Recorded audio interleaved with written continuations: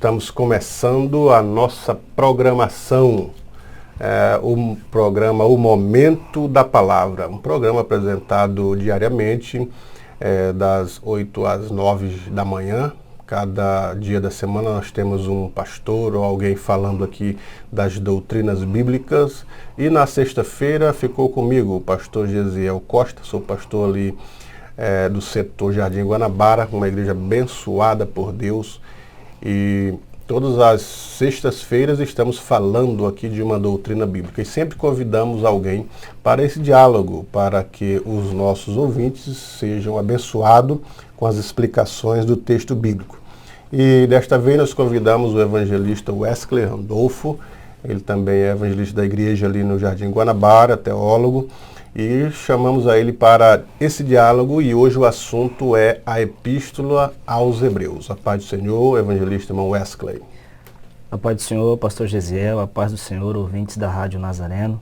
É sempre um prazer, uma satisfação poder estar aqui, cooperando e compartilhando com os irmãos a palavra de Deus. Que Deus em Cristo possa abençoar a todos, em nome de Jesus. Irmão Wesley, a importância da Epístola aos Hebreus, ela é muito grande, muito abrangente, né? Você já tem estudado a Epístola aos Hebreus, então qual é o seu conceito, a sua visão da Epístola aos Hebreus? É importante, é preponderante o estudo dela? O que você diz para os nossos ouvintes?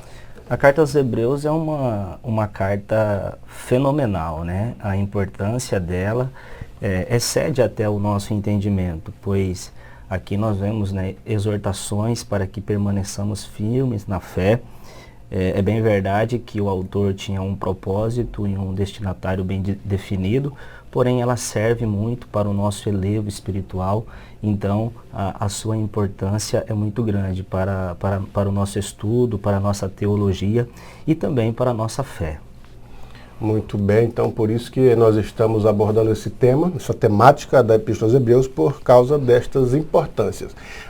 Antes de a gente começar a delongar mais sobre o estudo da carta aos Hebreus, nós vamos pedir para o evangelista irmão Wesley fazer a leitura do capítulo 1 e alguns versos aí, irmão Wesley.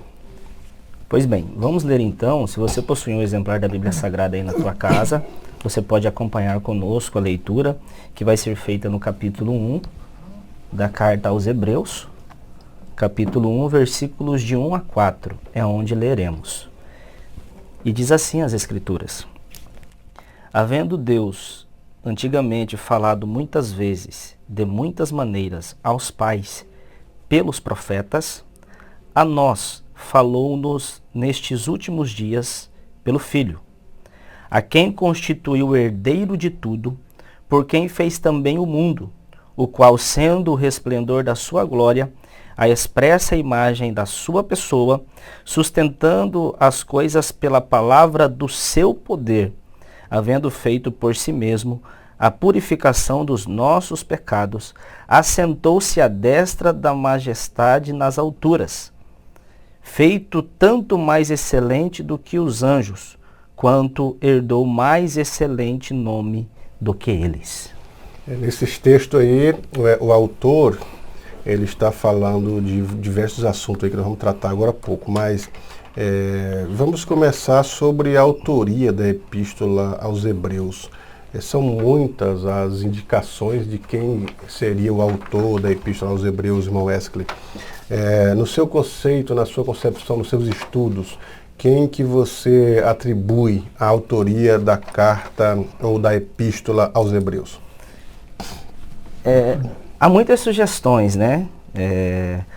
A mais firme delas é que tenha sido o apóstolo Paulo. Porém, nós estamos como Orígenes, né? Orígenes, um dos pais da igreja, disse que só Deus sabe quem escreveu a carta aos Hebreus. Mas há quem diga que foi o apóstolo Paulo, porque há quem diga que a carta foi escrita de Roma, né? E há indícios disso, porque o autor diz que os de Roma vos saúdam. O apóstolo Paulo passou um bom tempo ali, né? Inclusive preso, e quando preso escreveu algumas cartas. Porém, essa carta, diferentemente das outras cartas que o apóstolo Paulo escreveu, lá não tem, né, o seu nome, eu, Paulo, apóstolo de Jesus Cristo, como tem nas outras epístolas, por exemplo. Então, afirmar que foi o apóstolo Paulo não podemos. E há quem diga também, né, que tenha sido Apolo, que tenha sido Barnabé, há quem diga que tenha sido Clemente de Roma, porém a sua autoria é incerta. Muito bem, isso é fato porque a discussão da autoria da carta, ela vem desde tempos remotos, né? Desde os pais da igreja já há uma discussão para saber quem que seria o autor. Por exemplo, o Tertuliano, ele achava e afirmava que provavelmente seria Barnabé o autor da carta, né? Clemente de Alexandria, ele dizia que parecia muito com Lucas, né, os escritos, os vocábulos de Lucas, né, nos evangelhos e no livro de Atos, parecia muito, então ele acreditava que fosse Lucas. Já Lutero, ele achava que fosse Apolo, porque o texto fala que Apolo era poderoso em palavras, um grande conhecedor, e o vocabulário e os assuntos tratados na Epístola aos Hebreus são assuntos profundos. Então, Lutero acreditava a Apolo. A igreja, no século II, irmão Wesley, eles acreditavam que seria Paulo, a igreja do Oriente, né? Até o século II eles diziam que provavelmente seria Paulo, porque também os vocábulos de Paulo, os assuntos tratados na Epístola aos Hebreus, são muito conhecidas do apóstolo Paulo. Porém, nós ficamos com Orígenes, conforme você disse a princípio. Orígenes, só Deus sabe quem é o autor da carta aos Hebreus. Então nós não sabemos, não podemos pontuar de fato quem, né? Exatamente. E o que se entende hoje, né, porque como nós entendemos que a revelação das Escrituras ela é progressiva, hoje já se tem o entendimento que Paulo pode ser inclusive descartado da autoria da Epístola aos Hebreus, porque no capítulo 2 e versículo 3, indica-nos que o autor dessa carta foi um cristão de segunda geração que ouviu o evangelho de quem teve próximo a Cristo. A Bíblia diz assim, por exemplo, no capítulo 2 e versículo 3, como esperamos nós? Como escaparemos nós se não atentarmos para uma tão grande salvação, a qual, começando a ser anunciada pelo Senhor, foi-nos, ele se inclui, né, nesse foi-nos depois confirmada pelos que a ouviram, e de quem a ouviram pessoalmente do Senhor Jesus. Paulo, ele não ouviu de nenhum apóstolo, porém, ele ouviu o evangelho, né, do próprio Cristo, isso através de uma revelação, de uma visão, conforme nós entendemos nas Escrituras. Então, o que indica aqui que talvez tenha sido um cristão de segunda geração. E aí vem, né, as sugestões de Apolo, vem outras sugestões aí dos autores dessa epístola. Mas a verdade é que ela é incerta e que nós não podemos afirmar quem tenha sido o seu autor. Será que tenha sido algum membro da escola paulina, né? Algum discípulo de Paulo, algum aluno da escola paulina? Provavelmente também, né? Pode ser, né? Sim. A epístola, ela foi dirigida a cristãos judeus, porque a gente vê diversas epístolas, por exemplo, a carta aos Romanos, ela é escrita para os cristãos que estavam em Roma. A carta aos Gálatas para os cristãos que estavam na Galácia, né? A carta aos Efésios para os cristãos que viviam em Éfeso. E a carta aos Hebreus, né? Alguns dizem que foram escritas para os cristãos judeus. Mas qual desses cristãos judeus, uma vez que em diversas partes do Oriente haviam cristãos, né? Então alguns dizem assim que os cristãos que estavam na Ásia Menor, na Galácia, Corinto, Tessalônica, na Espanha, Roma, Antioquia, Alexandria, Palestina, diversos esses lugares, quer dizer, parece que é uma carta universal, não é? Exatamente. Embora também, como a epístola não fala quem é o seu autor, também não indica os seus destinatários, né? Uhum. Porém, uma leitura minuciosa do texto indica-nos que esse autor estava falando a judeus cristãos. Cristãos que estavam passando, né, por perseguições e fica muito claro pela alusão que ele faz ao Antigo Testamento e a forma de sacrifícios, né, que continuamente era oferecida ali no templo e o contraste que ele faz com a obra de Cristo. Então, evidentemente, essa carta foi escrita a cristãos judeus que passavam por perseguição religiosa, né, que estava sobretudo concentrada no cristianismo naquele período lá em que a carta foi escrita.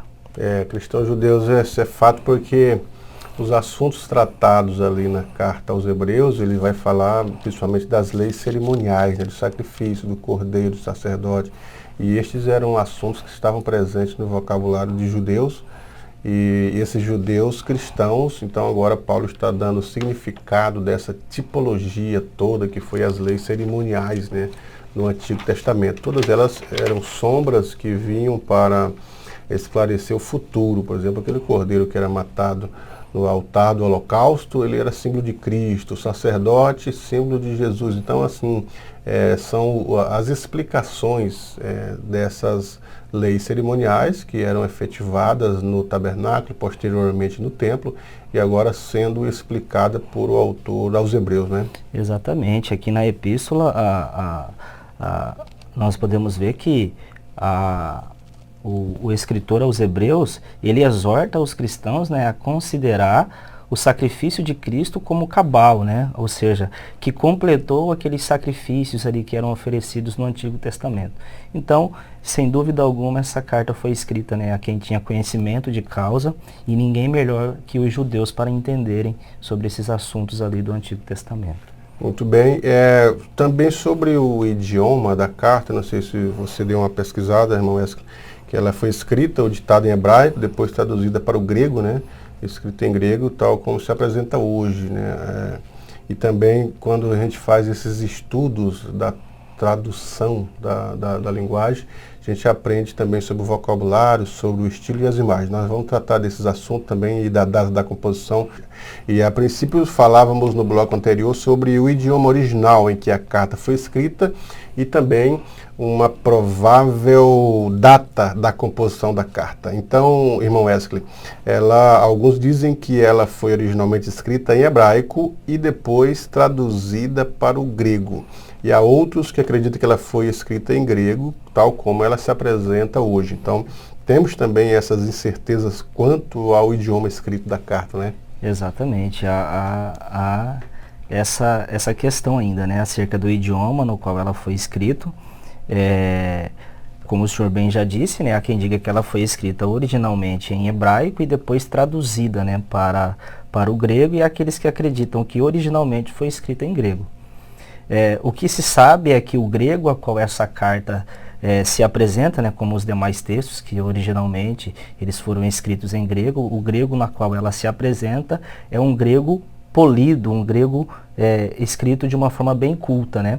E que diverge, né, dos escritos do apóstolo Paulo. O apóstolo Paulo, ele era um homem catedrático, estudado, isso não há nenhuma dúvida. Porém, a sua linguagem nas escritas era bem acessível. Quando Pedro fala ali acerca dos pontos difíceis de entender do apóstolo Paulo, não tem nada a ver com a sua escrita, mas com o conteúdo, né, a qual Paulo escrevia. E a epístola aos Hebreus, ela tem essa diferença dos escritos paulinos, porque ela foi escrita num grego que é culto, né, um grego que é polido, podemos assim dizer. Mas é aquele tipo de grego ou dificuldade de escrita que Pedro tinha dificuldade de entender? Como que se explica isso, irmão Wesley? No caso, o que Pedro aponta ali, né, que os pontos difíceis no escrito do apóstolo Paulo é com relação ao conteúdo, né, que Paulo aplicava. Por exemplo, ele falava acerca de Cristo e entender a questão, por exemplo, das duas naturezas, de Jesus como Filho de Deus, era um conteúdo que para o destinatário parecia complexo, porém ele falava isso com uma linguagem acessível. Não havia ali nenhuma dificuldade no ponto de entender o que o apóstolo Paulo estava escrevendo pela sua escrita, mas sim pelo conteúdo. De fato era a questão dos assuntos que eram profundos, né? A dificuldade do assunto. Exatamente. Que era assuntos difíceis. E a carta aos Hebreus, ela procede. Quando a gente começa a estudar o idioma original dela, é importante ter essa atenção para o vocabulário, né? Há muito vocabulário sobre o sacerdócio de Cristo e o estilo dela, o estilo de escrita e as imagens, né? As imagens usadas nessa epístola, elas afirmam uma linguagem rebuscada, um vocabulário e estilo próprio, vigoroso de qualquer livro do Novo Testamento. Agora, quanto à data da composição, eles já chegaram, os estudiosos já chegaram a algum senso comum que ano, de fato, que ela foi escrita, ou também tem essas incertezas na data?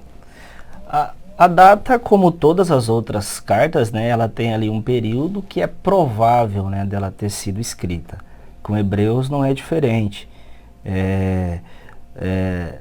Com relação à data, né, que a carta foi escrita, há alguns indícios que nós podemos aqui citar e que nos faz situar no tempo, né, em que ela foi escrita. Por exemplo, Clemente de Roma mencionou essa carta em 95 depois de Cristo. E se ele mencionou essa carta, a conclusão que a gente chega é que ela foi escrita antes desse período. Sim.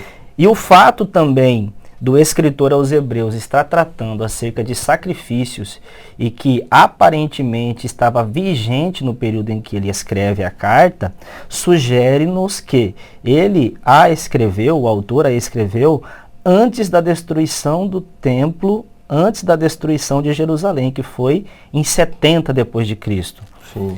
E aí então, há quem diga que ela foi escrita ali nos meados da década de 70, entre 64 a 70, pouco antes da destruição ali, governada por Tito, né, na cidade de Jerusalém. Então, se a gente for colocar uma data aí para essa carta, está entre 64 até 70 depois de Cristo.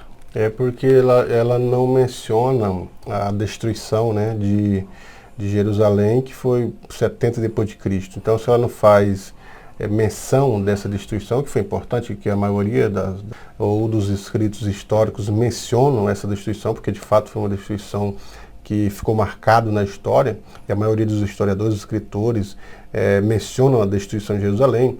A carta aos Hebreus ela não menciona, né, a destruição de Jerusalém. Então, provavelmente foi escrita um pouquinho antes, talvez, como você disse, em 64 a 67, a autoria ou a data provável dela. E também antes da destruição do templo, porque a gente observa em Hebreus 9:9, o capítulo 13 também, versículo 10, ela implica que o templo ainda subsistia, né, e o seu culto era mantido pelo jeito que esses versículos falam, né, assim, da evidência dos sacrifícios que havia no templo, né? Exatamente, exatamente. Então, esse é um indício, né, no qual podemos afirmar que provavelmente o autor teria citado, né, a questão sacrificial não estaria mais vigente ali por conta dessa destruição, e ele, por certo, teria mencionado isso na carta. Então, por isso, a maioria dos estudiosos datam a carta nesse período, entre 64 a 67, até 70, pouco antes ali da destruição total de Jerusalém e do templo. Agora, outro ponto de discussão é a finalidade da carta, objetivos, propósito, né? Como se afirma, em termos gerais, o propósito da Epístola aos Hebreus? A gente sabe que foi para os cristãos judeus, mas assim, qual que é a finalidade? Toda carta tem uma finalidade, toda epístola tem uma finalidade. Mas da Epístola aos Hebreus, qual que é a finalidade da epístola?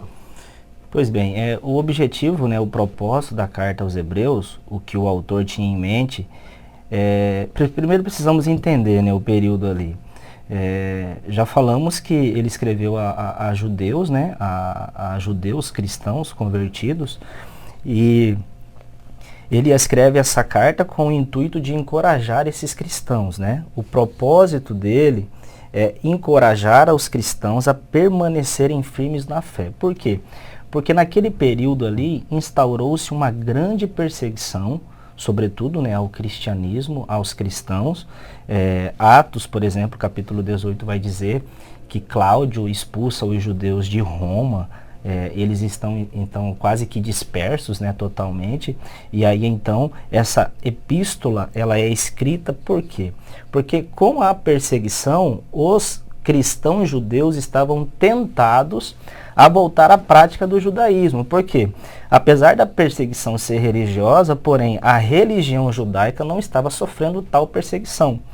Então, como eles se converteram, né, desse sistema sacrificial, onde oferecia-se animal, a Cristo, eles estavam sendo tentados a voltar a essa prática religiosa e a perseguição era ferrenha. A Bíblia vai dizer, inclusive aqui em Atos dos em Hebreus mesmo, né, capítulo 10 e versículo 34, que a perseguição era de uma tal forma ferrenha que até confiscavam os bens, né, as propriedades dos judeus ali. Então a tentação era muito grande a voltar ao judaísmo. E aí o escritor aos Hebreus, ele escreve essa carta com o objetivo, com o propósito de encorajarem os cristãos a permanecerem na fé, firmes, não retroceder às práticas antigas, né? Então esse é o propósito. O propósito é fazer com que os cristãos permaneçam firmes na fé, olhando para Jesus, né? Que ele vai inclusive dizer isso no capítulo 12, que é o autor e consumador da fé, a não retroceder a essas práticas antigas. Muito bom, e é interessante também fazer essas observações, porque nesses propósitos, ou na finalidade da carta, o autor é levado a uma verdadeira adoração, a verdadeira natureza do cristianismo. Há explicações dizendo de fato o que é o cristianismo, apresenta o cristianismo como uma religião final, uma religião perfeita, e não faz somente por exortação, mas advertência, né? Porque esse povo estão levados ao ódio da cruz. E a religião cristã não poderia ser rival do judaísmo, né, como pedra de tropeço. Então eles são incentivados e motivados pelas perseguições, passar por elas, as quais, embora não trouxessem a morte, mas eram severas essas perseguições. E esses propósitos e essa finalidade levam os judeus, então, a ter uma fé, a ter um encorajamento, né, a ter os seus ânimos perfeitos para poder lutarem contra a fé que foi otorgada a ele, né? Exatamente. E o que ele vai deixar claro, né, nos seus escritos, no seu texto, é que o sacrifício de Cristo, ele completa os sacrifícios do Antigo Testamento, e que de forma cabal, né, o sacrifício de Cristo sendo oferecido apenas uma vez, invalida todos os sacrifícios do Antigo Testamento. Para o nosso período, essas práticas não têm mais valor algum. Ele vai dizer que isso tornou-se obsoleto, né? Passado. Estava na antiga aliança. E sendo assim, ele vai dizer que o judaísmo, ele desemboca no cristianismo, e que o Novo Testamento é o cumprimento do Antigo Testamento. Ora, se já houve, né, um cumprimento daquilo, tudo aquilo representava, e inclusive ele vai dizer que todas aquelas coisas eram sombras, né? Sim. Sombras das coisas futuras. E quando o futuro chegou, por que está ainda debaixo da sombra, né? Visto que nós já temos aqui a realidade e o cumprimento de tudo aquilo que isso representava na antiga aliança. E falando nessas sombras, e você falando sobre Cristo e seu sacerdócio, a carta ela tem uma peculiaridade, dela, da epístola, né? É a apresentação de Cristo como sacerdote.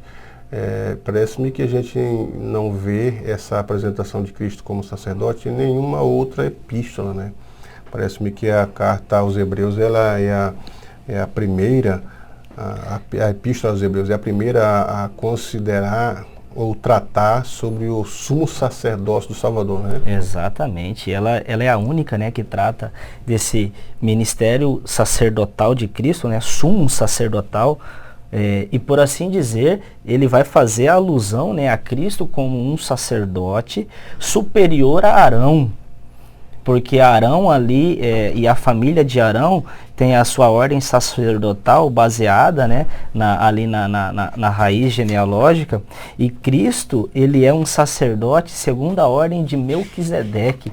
Melquisedeque, né, que se apresenta nas Escrituras, sem saber de onde ele veio, sobre a sua descendência. Não é porque Melquisedeque não tinha descendência, porém, ele não se apresenta na Bíblia, né, como sendo filho de alguém, ou a data em que ele nasceu ou que ele morreu, também as Escrituras não nos falam sobre isso, para dizer então que o sacerdócio de Cristo é eterno, e que em contrapartida, como os sacerdotes ofereciam ali diariamente, tinha aquele sacrifício que era oferecido anualmente lá, que uma vez por ano o sumo sacerdote entrava no Santo dos Santos para oferecer um sacrifício, a fim de que o perdão pudesse ser estendido a toda a nação, no chamado dia da expiação. Cristo ofereceu-se uma única vez, e essa única vez é suficiente para que a expiação, através do seu sangue, chegue até a nossa vida e, de fato, podemos ter perdão dos pecados. Porque o próprio autor vai dizer que o sangue de bodes e de carneiros não pode perdoar pecados. E nem de homem algum. O único sangue que pode nos purificar é o sangue de Jesus. Muito bem você falar sobre essa superioridade de Cristo, porque o autor da epístola, ele apresenta 3 argumentos na epístola a fim de convencer os judeus da verdade da divindade de Cristo, né? Ele apresenta Jesus de Nazaré como o verdadeiro Deus, e a fim de convencer isso, ele usa 3 argumentos. Primeiro, ele fala que Cristo é superior aos anjos. Então já deixou os judeus já de orelha em pé. Como assim esse homem superior aos anjos? E depois ele diz que é superior a Moisés, né, que é um detalhe de Moisés ser um dos maiores líderes até hoje. Na atualidade, Moisés em Israel tem alguns memoriais, né? E depois ele fala que é superior a Arão. Arão era o sumo sacerdote, né? Foi o primeiro sumo sacerdote, e os seus filhos, Eleazar, Itamar, Nadab e Abiú, eram sacerdotes. Arão, sumo sacerdote. Então ele apresenta Cristo como superior aos anjos, superior a Moisés, superior a Arão, mostrando de fato a supremacia de Cristo na carta aos Hebreus, né, irmão Wesley? Exatamente. E esse é o tema, né, da carta aos Hebreus. Se a gente puder resumir a carta de Hebreus em uma só palavra, seria superior. Ele é superior, né? E em uma sentença, Cristo é superior. Ele é superior a tudo. Inclusive, como nós lemos o capítulo 1, a partir do versículo 1, ele já começa a sua carta completamente acelerada, né? Podemos assim dizer, porque ele diz assim: havendo Deus falado antigamente por muitas vezes e de muitas maneiras aos pais pelos profetas, nos últimos dias falou-nos pelos filhos. Aqui ele não fala que Jesus é superior aos profetas, mas tá aqui no texto, né? Falou pelos profetas, nos últimos dias falou pelos filhos. Aí ele vai dizer quem é esse filho, né? É aquele que Deus constituiu sobre todas as coisas, que sustenta todas as coisas, que criou todas as coisas juntamente com o Pai. Mas o que é interessante aqui a gente denotar também é que o autor, ele começa dizendo que, havendo Deus antigamente falado, essa era uma distinção dos hebreus das outras religiões. Porque o Deus dos hebreus fala.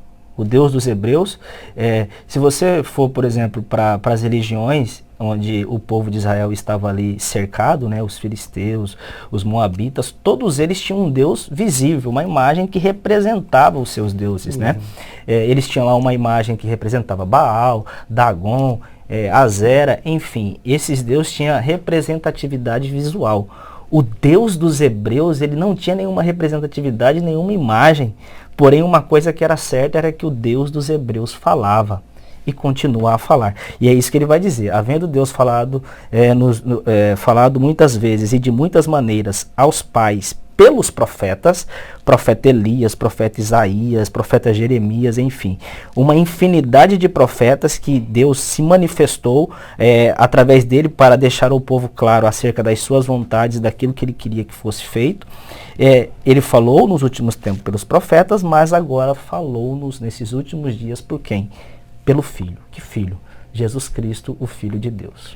E estamos aqui com o evangelista irmão Wesley comentando a carta aos Hebreus. E neste primeiro programa fizemos alguns comentários sobre alguns precedentes da carta, como a data, o estilo, o destinatário, entre outras coisas. E agora estamos falando de um assunto principal que a carta comenta, que é a supremacia de Cristo. Por irmão Wesley, que a gente vê que nos 2 capítulos o assunto é Deus homem, e um tratado sobre a sua divindade, e o outro é a sua humanidade e humilhação. É o que a gente vê nesses 2 primeiros capítulos. É a carta ou a epístola aos Hebreus. Às vezes a gente confunde carta com epístola, né? É bom que se diga a diferença entre carta e da epístola, porque a carta é uma carta mesmo, é uma carta pequena, não pode ser muito grande, e já uma epístola é a partir de 1.200 ou 1.300 palavras, então já é um pouquinho maior. Então a epístola aos Hebreus, ela trata desses dois assuntos aí, aliás, nesses dois capítulos de Deus homem, a sua divindade, a sua humanidade, a sua humilhação, mas a sua supremacia, não é? Exatamente. Ele vai falar, né, acerca da superioridade de Jesus aqui no capítulo 1. Ele fala acerca dos profetas e fala que Jesus é superior aos anjos. Os anjos que teve um papel fundamental ali na entrega da lei, né, ao povo de Deus, aos hebreus, aos judeus.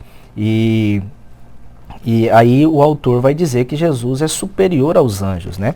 E ele vai dizer, porque a qual dos anjos disse, jamais, tu és meu filho, hoje te gerei. Eu lhe serei por pai e ele me será por filho. E aí ele vai dizer que os anjos estão a serviço, né, da igreja, e há até quem diga, e com razão, que os anjos são diáconos da igreja, né? Eles estão aqui para servir a igreja. Hoje o papel deles é servir a igreja, é servir ao povo de Deus. E Jesus, não que ele não sirva, né? Serviu-nos, ele mesmo disse que não veio para ser servido, mas para servir. Mas uma coisa que é indiscutível no texto é que ele vai dizer que Jesus não é criatura, mas é o próprio Criador, é Deus, e Deus por excelência. Como o pastor Gesiel bem disse, ele no capítulo 1 ele fala acerca da divindade de Cristo, né? E para que o povo não perca de vista que ele não é só divino, mas também humano, no capítulo 2, ele trata acerca da humanidade de Cristo e vai falar inclusive acerca da sua encarnação e da necessidade, né, de Cristo se encarnar. Então aqui a gente observa o preâmbulo do assunto da carta aos Hebreus no capítulo 1, versículo 1, quando o escritor começa. Havendo Deus antigamente falado muitas vezes e de muitas maneiras aos pais, pelos profetas, a nós falou-nos nestes últimos dias pelo Filho. Então nós temos algumas coisas aqui que já começa tratando que o nosso Deus é um Deus que fala, irmãos. Exatamente, é um Deus que fala, né? É um Deus que falou aos pais, é um Deus que falou aos pais e não falou a conta-gotas, né? Mas falou a conta-gotas, mas falou de muitas maneiras, de muitas formas, pelos profetas. Hoje, fala-nos pelo Filho. O Filho de Deus, que deixou a sua mensagem, né? A palavra de Deus, Cristo é a própria palavra de Deus, né? A Bíblia diz que ele é o Verbo encarnado. O Verbo se fez carne e habitou entre nós. Ele é o oráculo divino. E ele continua a falar através da palavra de Deus. Deus fala de muitas maneiras ainda, né? Por exemplo, a Bíblia diz que os céus manifestam a glória de Deus e o firmamento anuncia as obras de suas mãos. O céu e o firmamento é uma mensagem de que Deus está nos mandando, dizendo que Ele existe, que Ele é o Criador de todas as coisas. Então, Ele continua a falar. E a diferença dos pais que ouviram Deus no Antigo Testamento é que eles ouviram dos profetas. Os profetas falaram muitas vezes e de muitas maneiras, inspirados por Deus. Agora não. Agora Ele falou-nos nesses últimos dias pelo Filho. Então observe aqui, o nosso Deus é um Deus que fala, é um Deus que vê, é um Deus que ouve, é um Deus que age. Há alguns deuses que o Salmo 115 diz assim, que são deuses de madeira, de pedra, de ferro e de outros utensílios, mas que têm bocas, mas não falam, têm olhos, mas não veem, têm mãos, mas não apalpam, têm ouvidos, mas não ouvem, e nem som algum sai da sua boca. Já o nosso Deus é um Deus que fala. A gente vê ele dizendo a Moisés que está ouvindo a aflição do povo de Israel no Egito por causa dos seus exatores, e é um Deus que age, né? O profeta Isaías diz que o Senhor, o ouvido dele não está gravado para que não possa ouvir, e nem seu braço encolhido para que não possa agir. E a segunda coisa que nós observamos é que ele falou muitas vezes e de muitas maneiras. Cita aí pelo menos umas 2, 3 vezes que ele falou e alguns tipos de maneira que ele falou aí, irmão Wesley. Muitas maneiras, né, e de muitas formas. Por exemplo, Deus fala com Moisés através da sarça ardente, né? Ali nós vemos a voz de Deus ali falando com Moisés, naquela representatividade, era Deus falando, né, com o seu povo. E depois Moisés veio também a ser considerado um profeta, né, aquele que falava em nome de Deus. Os profetas do Antigo Testamento, nós estamos estudando, por exemplo, na escola bíblica dominical, sobre os reis, né? Agora nós estamos nas lições, deixamos de falar de Elias para falar de Eliseu. Esses eram profetas que falavam em nome do Senhor e Deus manifestava a sua voz através deles, né? Deus sempre falou com o seu povo e continuará a falar. Como já disse a princípio, não há uma representatividade visual do nosso Deus, como há das nações que estavam em volta ali de Israel, que era uma representatividade, né? Por exemplo, o touro que representava Baal era uma imagem que era feita, que era esculpida, mas todos eles eram mudos, né? E o nosso Deus não. O nosso Deus sempre falou. Muito bem. E tem uma revelação aqui no capítulo 1 e o versículo 1 que ele diz assim: a nós falou-nos nestes últimos dias pelo Filho. Isso significa que os últimos dias, ele começa com o Filho. Então nós já estamos vivendo os últimos dias, não os últimos dias do mundo, porque se Jesus voltar hoje, o mundo ainda tem pela frente mais de 1007 anos, né? Porque teremos, se ele volta hoje, nós temos aí os 7 anos da grande tribulação, mais o milênio e o período que Satanás será solto, então dá mais de 1007 anos. Mas os últimos dias da graça, os últimos dias da igreja na terra, né? Então são as revelações aqui que este versículo primeiro estão denotando aí, está revelando que nós já estamos nesses últimos dias, não é, Márcio? Exatamente, né? Nos últimos dias falou-nos, né, pelo Filho. Isso denota que estamos sim de fato, né, nos últimos dias da era, né, dessa era, e que Cristo em breve voltará. Então, se a gente puder dar um alerta, né, fazer aqui uma aplicação e trazer aqui também uma exortação aos irmãos, é que não esqueçam que Cristo está voltando. De repente, com os nossos muitos afazeres e com todos os noticiários que nós vemos, nós imaginamos, né, por exemplo, nós estamos passando por uma crise política ferrenha. Nós podemos, se olharmos para tudo que está acontecendo, podemos temer, né, falar o que vai ser, o que os homens estão fazendo, né? As perseguições já começaram. Nós temos visto no Talibã ali, os cristãos sendo perseguidos, pastores sendo ameaçados de morte, inclusive mortos já. E isso pode nos assustar, mas a epístola aos Hebreus fala que Cristo é o Senhor e sustentador de todas as coisas. Então, se eu puder encerrar aqui aos irmãos, trazendo uma palavra para que sirva de consolo, eu vou aqui repercutir aquilo que Billy Graham já nos disse. Ele disse assim: eu li a última parte da Bíblia, fiquem tranquilos, porque tudo vai acabar bem. Porque o Senhor Jesus é o Senhor da história e Ele está conosco. E a igreja, a Bíblia diz que as portas do inferno não prevalecerão contra a igreja. Maravilha, então essas são as palavras relativas à carta aos Hebreus. E nós pretendemos nos próximos programas, se Deus quiser, continuar comentando sobre esta epístola, falar sobre os capítulos, os assuntos principais de cada capítulo, trazendo assim alguns esclarecimentos para os nossos ouvintes, enriquecendo o seu conhecimento a respeito da Epístola aos Hebreus, que tem muito a nos ensinar, principalmente para a igreja que gosta da leitura do Novo Testamento, e em especial a carta aos Hebreus. Ela é muito rica, é uma das mais brilhantes em termos de assuntos, e até porque trata do assunto principal da Bíblia, que é Cristo.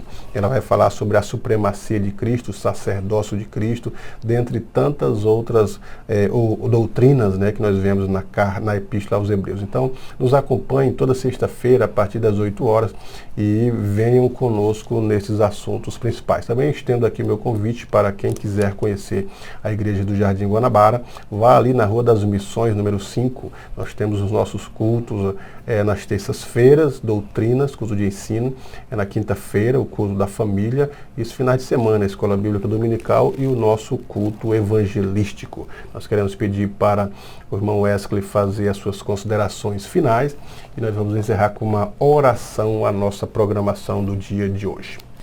Maravilhoso Deus e soberano Pai, graças te damos neste momento pela oportunidade que aqui tivemos de poder falar a Tua palavra. Ó meu Deus, queremos te pedir que a Tua palavra possa encontrar o necessitado, aquele ouvinte, meu Pai, que está precisando de um consolo da Tua parte, que o Senhor possa, através das Sagradas Escrituras, meu Senhor, que aqui foi falada, fazer com que consideremos, meu Pai, que o Senhor é Deus sobre todas as coisas e que o Senhor sustenta todas as coisas. Pedimos a Ti, Senhor, que continue abençoando o povo de Deus aqui em Cuiabá, aqui em Mato Grosso, que o Senhor seja conosco, abençoando os trabalhos ali do Jardim Guanabara, bem como de todas as congregações de nosso estado.